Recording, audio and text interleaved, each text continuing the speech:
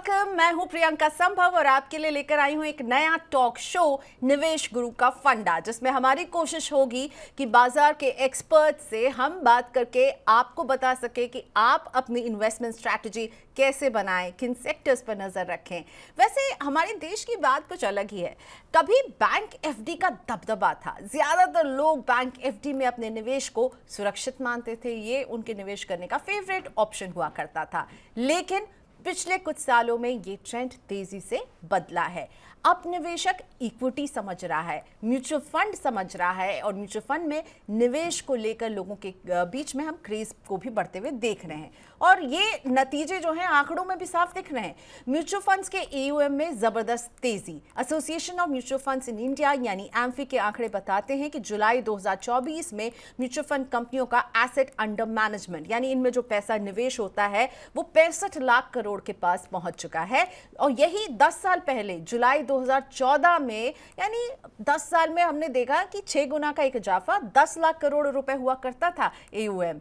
और mutual fund सही है, ये तो हम सब जानते हैं और आज हम बात भी करेंगे, लेकिन समझने की कोशिश ये होगी कि ये म्यूचुअल फंड किसके लिए सही है, ये म्यूचुअल फंड कैसे आपको अपने बड़े फाइनेंशियल गोल्स तक पहुंचा सकते हैं, इसमें आपकी निवेश की रणनीति कैसी होनी चाहिए ताकि आप छोटी सी सिप के जरिए भी बड़ा वेल्थ क्रिएट कर सकें। तो इन सब पर बात करने के लिए मेरे साथ जुड़ रहे हैं बहुत ही खास मेहमान, यूनियन म्यूचुअल फंड के सीईओ मधु नायर। और सिंस हमारे साथ मिस्टर नायर जुड़े हुए, welcome to Money Nine sir. मुझे लगता है यूनियन म्यूचुअल फंड की नई मल्टी एसेट एलोकेशन स्कीम की निवेश स्ट्रैटेजी पर भी मैं आपसे बात करने वाली हूँ, but welcome to Money Nine sir. अब मैंने कुछ अभी फिगर्स जो है वो पढ़े जो एम्फी हमें देता है म्यूचुअल फंड इंडस्ट्री से जुड़े हुए, और आप म्यूचुअल फंड इंडस्ट्री से लंबे समय से जुड़े हुए हैं, तो मुझे ये बताइए कि पिछले 10 साल में हमने 6 गुना का एक ग्रोथ देखा है, 6 फोल्ड जो है ये बढ़ा है। आगे के 10 साल में आप क्या देख रहे हैं? म्यूचुअल फंड इंडस्ट्री किस तेजी से बढ़ने वाली है, किस लेवल पर आप देखेंगे? अगर मैं कहूँ 2034 में आपकी क्या उम्मीद है? First of all, thank you, Priyanka, for having me on the show. And as you absolutely said it right, over the last 6 to 10 years, mutual fund industry growth has been very, very handsome, I would say.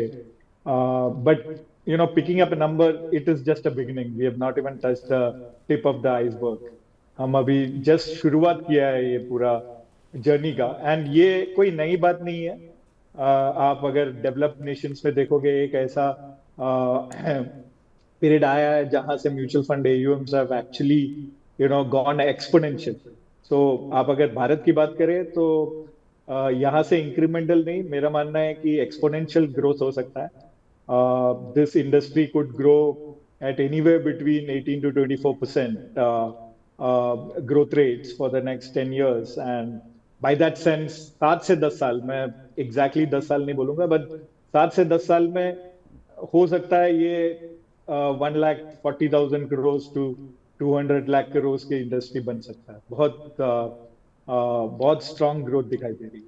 Okay, so potential बहुत है और जैसा कि आपने कहा mister Nair कि ये तो बस शुरुआत है अभी।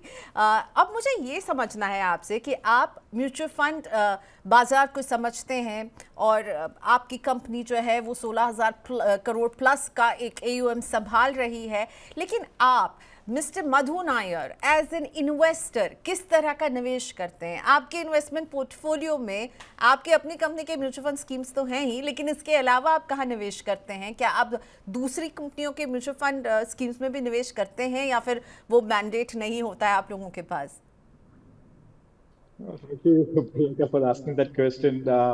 So I would say, investment journey, when you look at it, has been there for the last 25, 26 years for me when I started my career. I've been very lucky कि मुझे शुरुआत में ही म्यूचुअल फंड इंडस्ट्री के साथ जुड़ने को मिला। मेरा करियर ही म्यूचुअल फंड इंडस्ट्री में स्टार्ट हुआ था सन 1998 में, और तब से हमको सिखाया गया था कि एसआईपी अच्छा है, तब धीरे धीरे एसआईपी करते गए। और इनिशियल डेज में मैं कहूँगा कि इन्वेस्टमेंट जर्नी तभी obviously when you are starting the career, your horizon is obviously very very long, and also the risk taking ability is very very long, and wealth creation के लिए ज्यादा से ज्यादा पैसा इक्विटी में, सो इनिशियली अगर पहले 5-10 सालों में देखोगे तो ऑलमोस्ट 100% इक्विटी म्यूचुअल फंड में इन्वेस्टमेंट्स रहा है।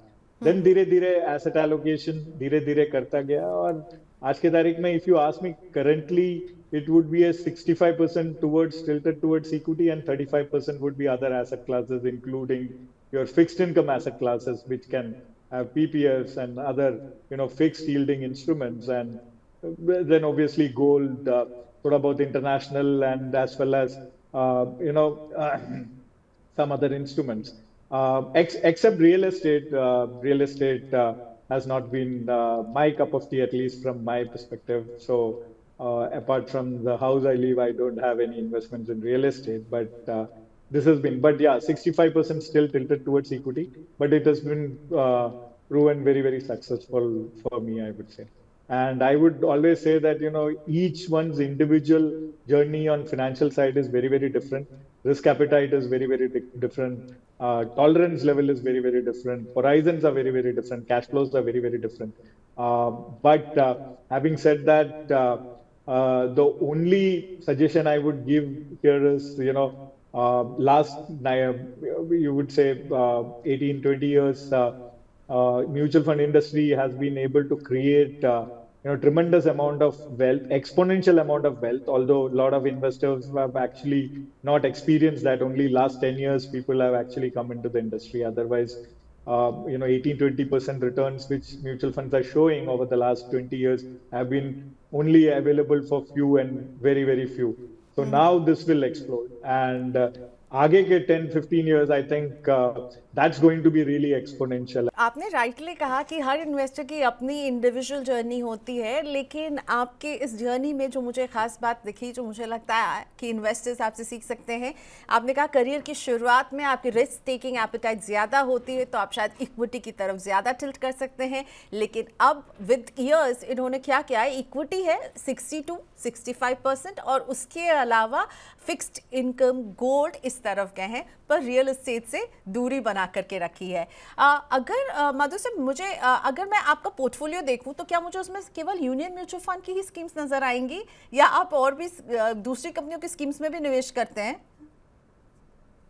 तो ये एक हिस्टोरिकल पोर्टफोलियो बना हुआ है। सो यूनियन म्यूचुअल फंड ऑब्वियसली एक बहुत इंपॉर्टेंट पार्ट है मेरा पोर्टफोलियो में, एंड आपको पता ही है regulatorily we have to invest up to 20% of our income into our own mutual fund.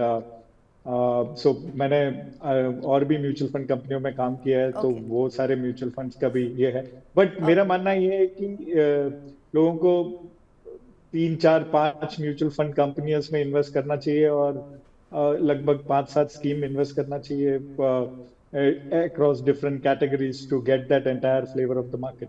Okay, now most importantly, we are getting an opportunity to talk to you, and I would want to understand, every mutual fund company has their own style of investment.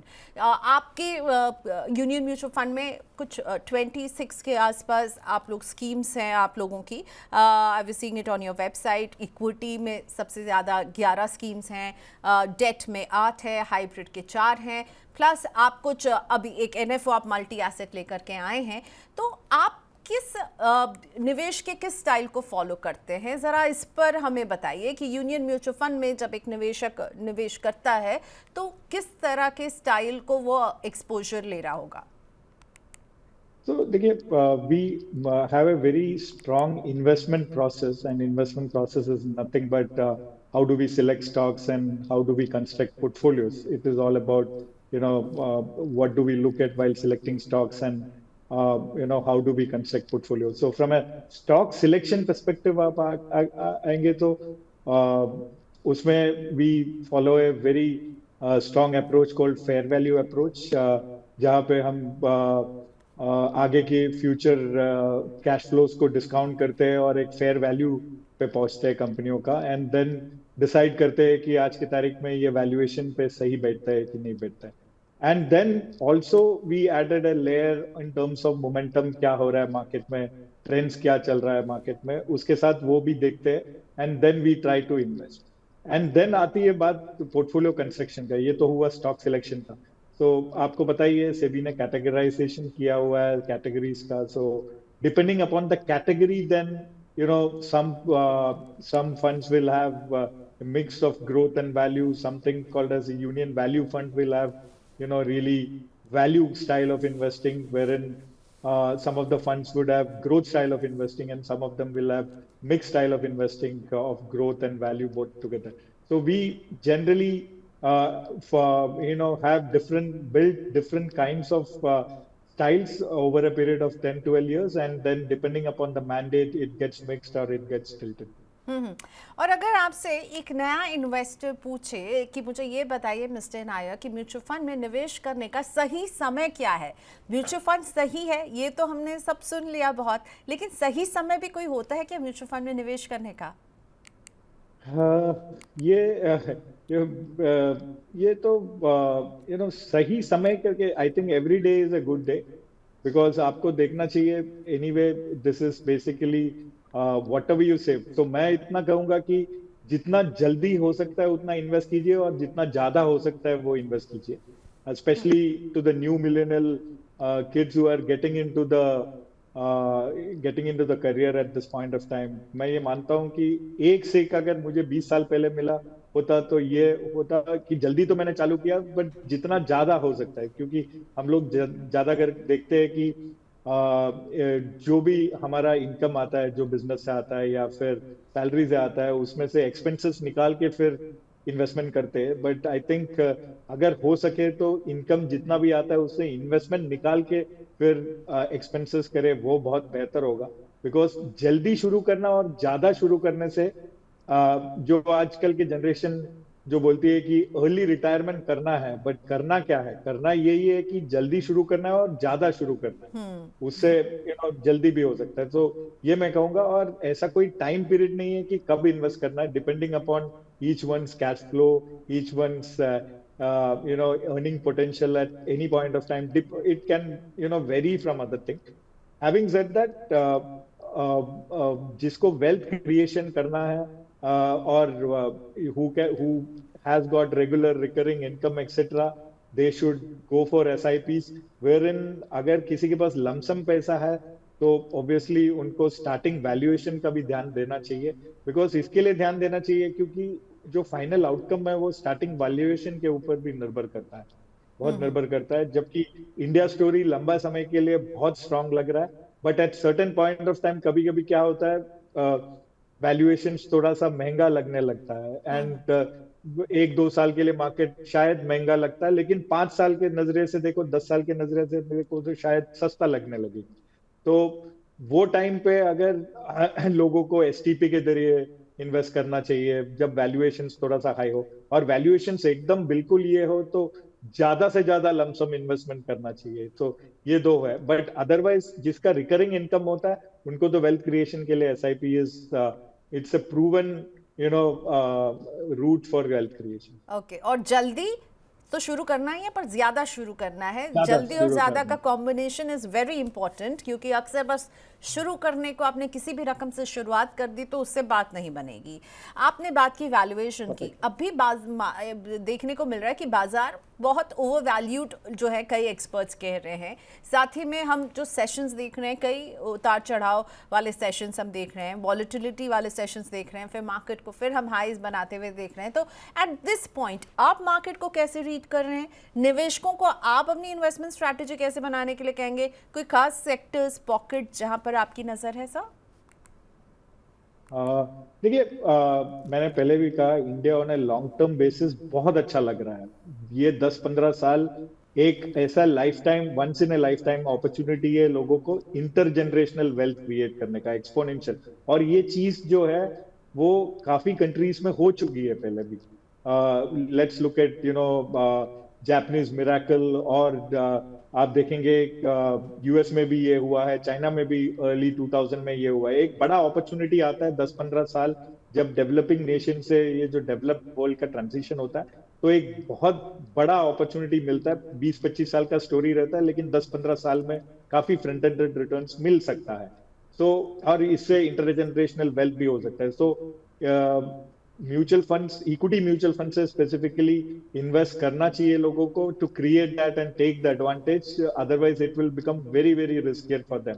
So that is the first part. Now coming back to the current valuations, मैंने ये भी बोला कि कभी भी हम क्या सोचते हैं कि शॉर्ट टर्म में हम हमेशा ओवर एस्टिमेट करते हैं क्या हम अचीव कर सकते हैं, लेकिन लॉन्ग टर्म में हमेशा अंडर एस्टिमेट भी कर लेते हैं कि क्या अचीव कर सकते हैं. तो वही है इस हाल मार्केट का. तो शायद वैल्यूएशन थोड़ा सा आगे है, बट उसके साथ अर्निंग्स भी बहुत स्ट्रांग है और लिक्विडिटी भी है. सो ये पता नहीं है कि ये कभी शॉर्ट टर्म में वॉलेटाइल कितना हो सकता है, बट लॉन्ग टर्म का अगर बात करें तो बाजार में रहना बहुत जरूरी है.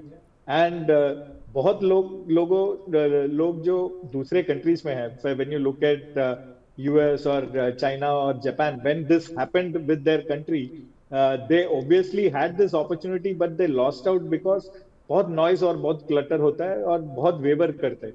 सो the key message is to stay patiently and see through this journey.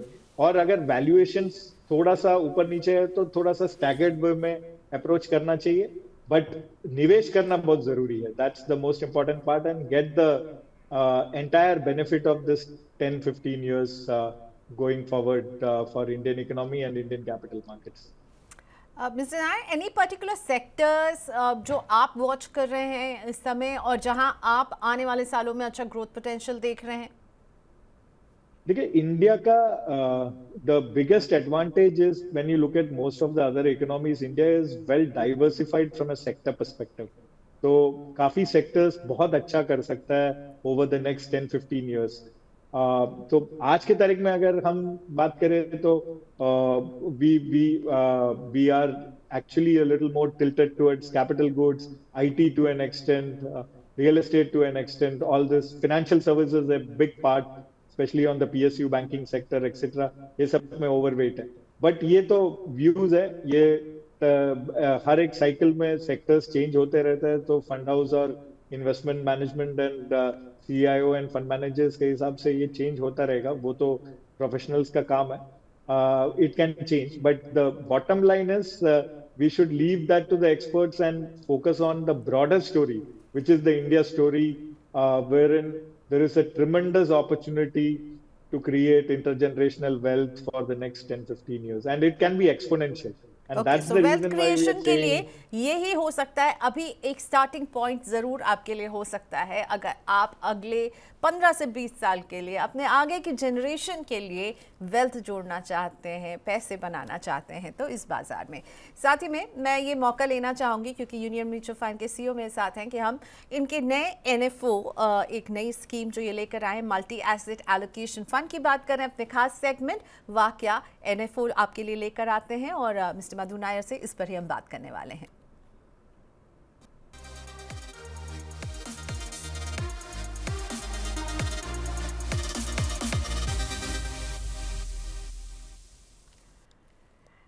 Union Mutual fund की नई स्कीम जो लॉन्च हुई है अभी, उसका नाम है मल्टी एसेट एलोकेशन फंड. ये NFO जो है वो 3 सितंबर तक खुला है. नाम से साफ है कि ये स्कीम अलग अलग एसेट यानी मल्टीपल एसेट क्लास में निवेश को आपके लिए डिवाइड करेगी ताकि निवेशकों को एक डाइवर्सिफाइड एक्सपोजर मिल सके. सो 65 से 80% जो है वो इक्विटी और इक्विटी रिलेटेड इंस्ट्रूमेंट में इसका निवेश होगा, 10 से 25% डेट और मनी मार्केट में और 10 से 25% गोल्ड और सिल्वर ETFs में. छोटा सा हिस्सा रीट और इन्वेट्स में भी होगा. 3 बेंचमार्क हैं जिनको ये फॉलो कर रहे होंगे. 65% जो है वो Nifty 50 TRI, 20% CRISIL short term bond index fund plus 15% domestic price of gold. तो इनका जो लीफलेट है उसमें सबसे जो इम्पॉर्टेंट बात कहूँ या फिर जो बात मुझे अट्रैक्ट कर रही थी जो शुरुआत में है, चूज मल्टी क्योंकि मार्केट्स कभी भी मार सकते हैं पलटी. तो ये थीम है और इसको और ज़रा सा मैं एलैबोरेट करने के लिए कहूँगी. मेरे साथ यूनियन म्यूचुअल फंड के CEO मधु नायर जी बने हुए हैं. मिस्टर नायर, ये जो पूरा आपका जो स्कीम अभी लाने के पीछे क्या वजह है? आपको क्या लग रहा है ये मार्केट कभी भी मार सकते हैं पलटी, इसीलिए चूज करें multi? Thank you Priyanka for that, but ऐसा नहीं है. ये जो मार्केट कभी भी मार सकता है पलटी, ये हर एक एसेट क्लास के लिए हमने कहा है। ऐसा नहीं है कि इक्विटी मार्केट के बारे में कह रहा है, ये तो गोल्ड में भी हो सकता है, ये तो फिक्स इनकम में भी हो सकता है। बट उससे पहला मैं ये कहूंगा कि whenever we launch a fund, we are a very very focused investment led fund house. तो rather than क्या मार्केट में चल रहा है एंड क्या फ्लेवर है मार्केट का, हम लोग सोचते हैं कि इन्वेस्टमेंट टीम से जब सजेशन आए कि नहीं ये अगले 10-15 साल के लिए this is going to create a very happy experience, investing experience for customers, that is the reason why when we come out with new products. And आज की तारीख में आप देखोगे तो आपने पूछा ये नियर टर्म वैल्यूएशन थोड़ा सा हमको ये लग रहा है from an equity market perspective महंगा लग रहा है, और कोई एसेट एलोकेशन का बात भी नहीं कर रहा है। एंड ये हमेशा होता है, एसेट क्लासेस जो होता है वो हर एक साइकिल में अलग अलग तरीके से चलता है। कोई कभी एक एसेट क्लास चलता है, कोई दूसरा एसेट क्लास चलता है। अब पिछले 15 साल ही देखिए, 15 साल में अगर हर साल को आप ब्रेकअप कीजिए और जो मेन एसेट क्लासेस है इक्विटी, फिक्स्ड इनकम और डेट एसेट क्लास को अलग अलग से देखिए और हर साल में देखिए, तो आपने देखा होगा कि 6 साल 15 सालों में इक्विटी ने सारे एसेट क्लासेस को बीट किया है, 7 साल गोल्ड ने एसेट क्लासेस को, सारे एसेट क्लासेस को बीट किया, और 2 साल फिक्स्ड इनकम सारे एसेट क्लासेस को बीट किया। तो इससे ये साफ है, और ये हिस्ट्री आप देखिए कि हर अलग अलग साइकिल में, हर एक साइकिल में एसेट क्लास अलग अलग चलती है। तो इसके लिए एक डाइवर्सिफिकेशन होना बहुत जरूरी है, ताकि अगर कोई एसेट क्लास में कुछ उतार चढ़ाव आए तो दूसरा एसेट क्लास उसको बचा के रखे। तो ये मेन रीजन है ये फंड लॉन्च करने का। ये फंड जो है वो हर एक का पोर्टफोलियो में स्टार्टिंग पॉइंट होना चाहिए, और ये हमेशा होते रहा है। आप अगर 10 इयर्स 20 इयर्स 50 इयर्स बैक भी अगर ट्रेडिशनल इन्वेस्टिंग देखोगे तो म्यूचुअल फंड जब नहीं थे तभी भी लोग अलग से एफडी में इन्वेस्ट करते थे, या फिक्स्ड इनकम में इन्वेस्ट करते थे, रियल एस्टेट में अलग से इन्वेस्ट करते थे, गोल्ड में अलग से इन्वेस्ट करते थे, और जब इक्विटी मार्केट आए तो इक्विटी मार्केट में भी अलग से इन्वेस्ट करते थे, और म्यूचुअल फंड आया तो म्यूचुअल फंड में भी अलग से इन्वेस्ट करते थे।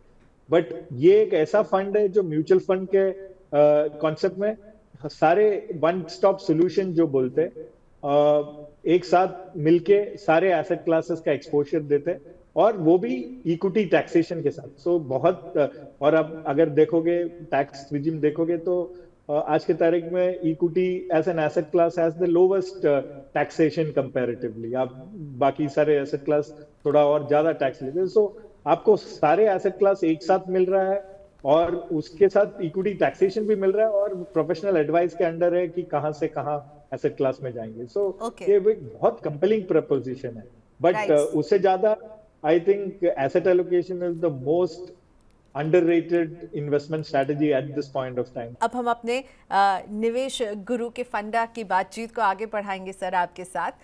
हम अभी आपकी एक नई स्कीम की बात कर रहे थे, लेकिन इन दिनों जो स्कीम बिल्कुल हॉट स्कीम बनी हुई है वो है थीमैटिक सेक्टोरल फंड्स। इसमें आप एम्फे के आंकड़े देखिए, लगातार इसमें इनफ्लो तेज़ी से आ रहा है। कंपनियां बहुत एक्साइटेडली बहुत सारे स्कीम्स इसमें लेकर आ रही हैं। आप थीमैटिक सेक्टोरल जो बेट है इसको आप कैसे देखते हैं?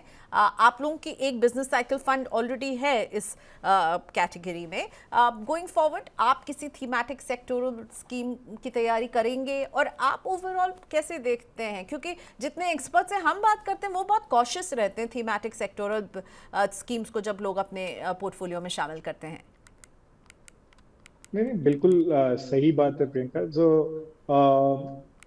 जो थीमैटिक और सेक्टोरियल फंड्स जो होता है वो सैटेलाइट पोर्टफोलियो एलोकेशन में कहा जाता है, जो 5 to 10-15% है, उससे ज्यादा नहीं होना चाहिए। और अगर किसी नए इन्वेस्टर म्यूचुअल फंड इंडस्ट्री में आ रहा है तो उसको तो बिल्कुल थीमैटिक सेक्टर फंड्स एडवाइजेबल नहीं है, और बल्कि उनको तो मल्टी एसेट एलोकेशन फंड्स जैसे फंड से शुरुआत कर देना चाहिए, जो हर एक एसेट क्लास में निवेश करता है।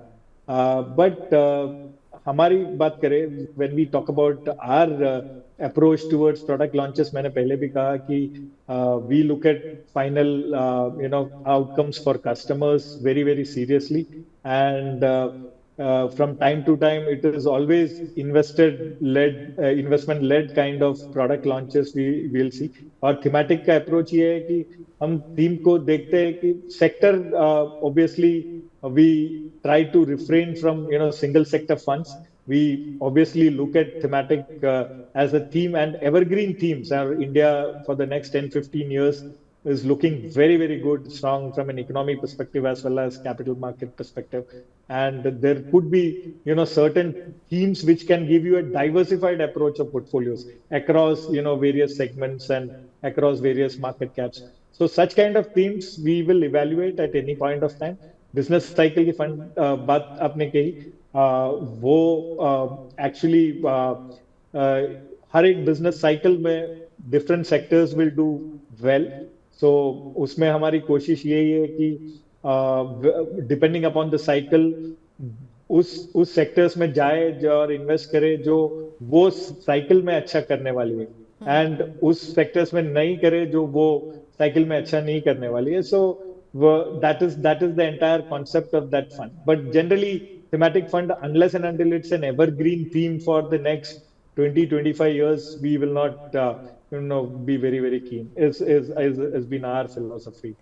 मिस्टर नायक, म्यूचुअल फंड में जब भी कोई इन्वेस्ट करता है तो रिटर्न तो चाहता है, लेकिन उसमें जुड़े होते हैं रिस्क भी, और इन रिस्क को कम करने का क्या मंत्र आप देना चाहेंगे निवेशकों को?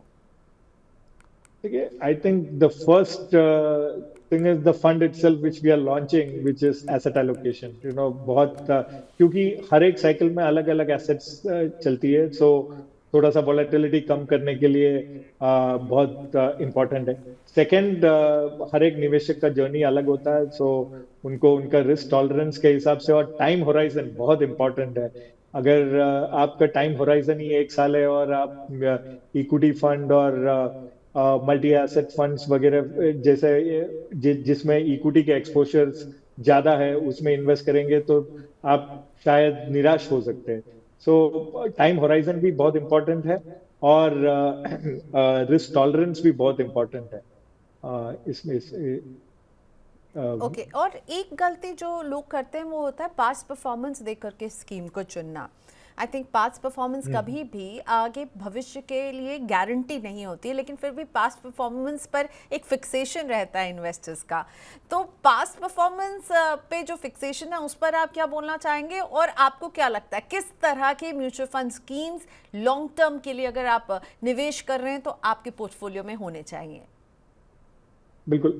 So this is another very important point because investors just gets colored with very short term kind of performances like 3 months, 6 months, 1 year, 3 year, 5 year from an absolute perspective, and investors should be reminded that it is just on that day whoever had invested 1 year back or 3 year back or 5 year back. So it is actually the return of one single investor. Wherein mutual fund as a concept, everyday investor comes in and invests. And that's wherein consistency of the scheme is much more important.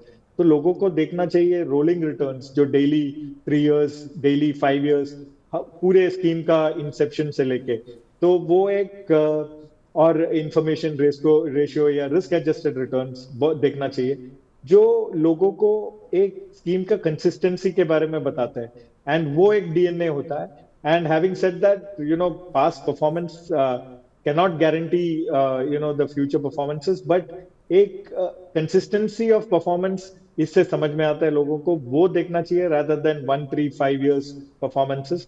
So उससे समझ में आता है कि एक DNA है, एक fund house का एक प्रोसेस है जिससे एक चल रहा है. But वो भी, as you rightly said, that also can change. But मेरा हिसाब से ये जो 1, 3, 5 years परफॉर्मेंस जो होता है, एंड लोग जो उसकी तरफ जो एक बहाव रहता है वो बहुत शॉर्ट टर्म है, एंड वो शायद वो आगे जाके हो भी ना हो. इससे अच्छा लोगों को कंसिस्टेंसी ऑफ परफॉर्मेंस देखना चाहिए. Okay, other than so that. Before I close this session I want to know कि एक इन्वेस्टर जो अब निवेश करना चाहता है, let's say for 5 to 7-8 years, you know, तो आप उसे कैसे कहते हैं आपके पोर्टफोलियो में कौन से स्कीम आपको चुनने चाहिए? क्या केवल इक्विटी होना चाहिए, या इसे एक डाइवर्सिफाइड पोर्टफोलियो बनाने के लिए आप उसके लिए पोर्टफोलियो में क्या क्या डालना पसंद करेंगे? एक ऑलराउंडर पोर्टफोलियो कैसा होना चाहिए लॉन्ग टर्म के लिए अभी? ठीक है, I think multi asset fund बहुत अच्छा बेस बन सकता है, स्टार्टिंग पॉइंट हो सकता लार्ज है। बहुत अच्छा स्टार्टिंग पॉइंट हो सकता है 7-8 साल के लिए। और अगर depending upon the risk tolerance and the risk appetite, क्योंकि होराइजन तो आपने बता दिया 8 साल है, तो अच्छा खासा होराइजन है। सो अगर रिस्क टॉलरेंस थोड़ा सा है, तो देन इक्विटी की तरफ, व्हेन आई से इक्विटी ओरिएंटेड म्यूचुअल फंड्स की तरफ थोड़ा सा झुकाव रहना चाहिए। लार्ज एंड मिड कैप और मल्टी कैप, ये दोनों कैटेगरीज बहुत स्ट्रॉन्ग कैटेगरीज है, जिसमें सेबी ने ऑलरेडी डिफाइन कर चुका है कि कितने परसेंटेज लार्ज कैप में होना चाहिए या कितने मिड कैप में मिनिमम होना चाहिए, और मल्टी कैप में भी कितने minimum large mid and small cap होना चाहिए। इससे पूरे एक एक्सपोजर मिल जाता है पूरे बाजार का। And over the next 7-8 years, I think all of this market caps should do well. So large and mid cap and multi cap are the two other categories which should be forming as part of the portfolio. Apart from अगर multi asset में fixed income है, but fixed income में भी थोड़ा सा निवेशकों को देखना चाहिए, especially at this point of time when we are at the peak of the interest rate cycle, and there is a potential for people to lock into higher yields, and at some point of time when the interest rates comes down, there is a good probability of people generating strong returns on the fixed income schemes also.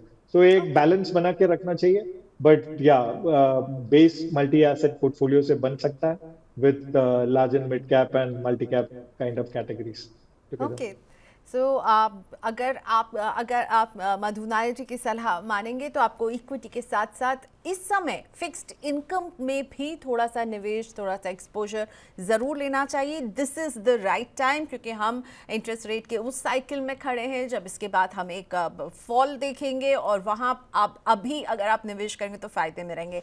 लेकिन जहाँ तक बात equity की है, ये ज़रूर होना चाहिए। Multi asset could be a good starter, and then large and mid cap and multi cap is something जो मिस्टर मधु नायर recommends कि आपके पोर्टफोलियो में ज़रूर हो। Thank you so much mister Nair for this conversation. It was really nice talking to you, and best of luck for your journey onwards. Thank you, sir.